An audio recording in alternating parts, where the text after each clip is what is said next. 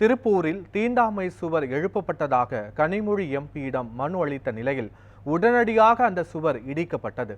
திருப்பூர் மாவட்டம் சேவூர் கைகாட்டி புதூரில் தேவேந்திரன் நகர் மற்றும் விஐபி நகர் இடையே தீண்டாமை தடுப்பு சுவர் எழுப்பப்பட்டு இருப்பதாகவும் அப்பகுதி மக்கள் புகார் தெரிவித்தனர்.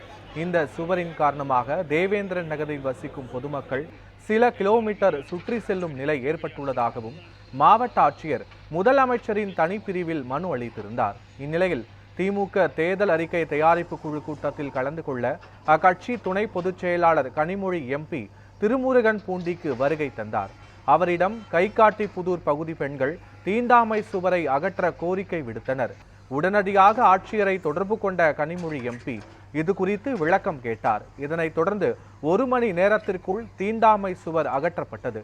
தங்களின் கோரிக்கையை உடனடியாக நிறைவேற்றிய கனிமொழி எம்பிக்கு அப்பகுதி மக்கள் நன்றி தெரிவித்தனர்.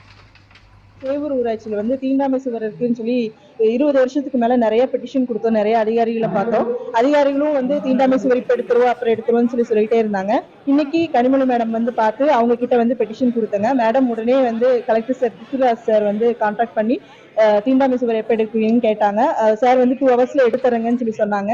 இப்ப டைம் ஆனதுங்காட்டுக்கு தீண்டாமை சுவரோட ஒரு பகுதி மட்டும்தான் எடுத்திருக்காங்க.